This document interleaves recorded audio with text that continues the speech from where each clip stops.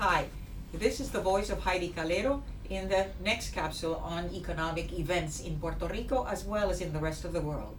It was a historical summer in Puerto Rico with the resignation of Governor Rosselló, epic elections in the United Kingdom with the victory of Prime Minister Boris Johnson and the end of Brexit, the impeachment process for President Trump in the United States, protest in Hong Kong, in Tehran, U.S. tariffs on the Brazilian and Argentinian steel because of the devaluation of their currencies, and much more.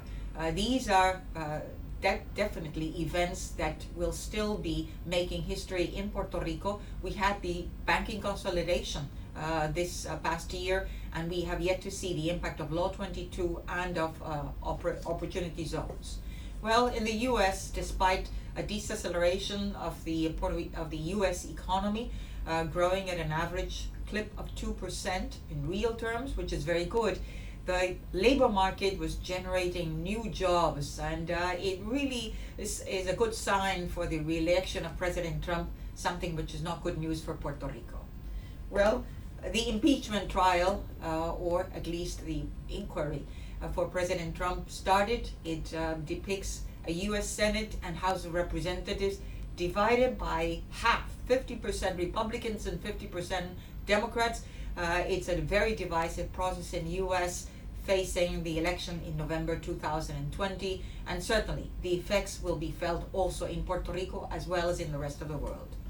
Well, Trump's disgust with Puerto Rico is shown in its halting of federal funds for the disaster after Hurricane Maria. Some of these funds have already been legislated by U.S. Congress, yet the executive branch has not implemented them or has really put so many obstacles in Puerto Rico receiving those funds because our presentation letter seems to be corruption. Well, another fiscal crisis, this time in Plan Vital of the healthcare plan of the government, impacting almost 1.4 million people or 50% of the population. A last-minute agreement grants Puerto Rico's $5.7 billion in Medicaid, not the $12 billion that Puerto Rico asked for the next 2 years. We shall see many audits, many reports that Puerto Rico will be required to do before they receive these funds. And the Fiscal Oversight Board already saying, hey, sacrifices must be made by everybody.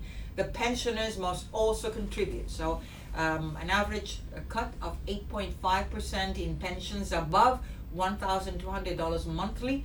Since pensions are not very high in Puerto Rico, and that includes all the government pensions, this will imply a cut in this sector for retail trade and many other services. Well, tourism, a key sector strategic for Puerto Rico, faces the challenge of cruise lines leaving the island unless the privatization of the tourist port and its increase in the tariffs is halted.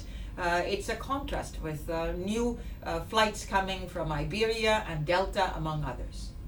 Finally, the electricity bill will be going up an average of 13 to 14% starting in 2020 through 2044 with a transition charge. Certainly this bodes very bad for an increasing migration, which already has taken its toll with 500,000 people net in between migration and outward migration.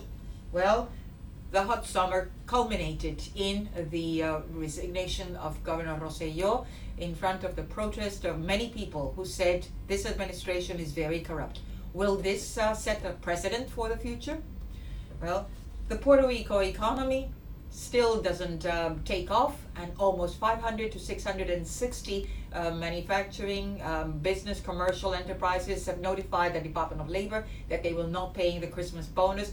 This will impact retail trade as well as the fiscal revenues of the sales and use tax, which are good for the service of the renegotiated COFINA bonds. Politics already started, not only in the U.S., but here in Puerto Rico with Governor Vasquez, the governor who said she didn't want to become a governor. Now she is going for election time. We still need to see her ideas for growth and her postures in front of the austerity measures of the Fiscal Oversight Board. finally, what will the world and Puerto Rico look like in 2020? It's a year of elections, of economic platforms, of the search for solutions and economic plans to be implemented for growth. Invest Puerto Rico has said that we should stimulate services in the knowledge business, something that is not new but seems to be very difficult to implement. The Science Trust has already announced the research with the medical campus and MBQ farm for new patents in healthcare. It is the decade of the YOLs, the young olds, those who are now 65, who in 2030 are going to be 75 years old.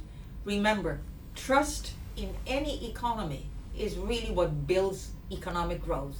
The Puerto Rico economy needs a good doses of trust, same as the US. There are lots of challenges ahead and little time to implement. Happy New Year.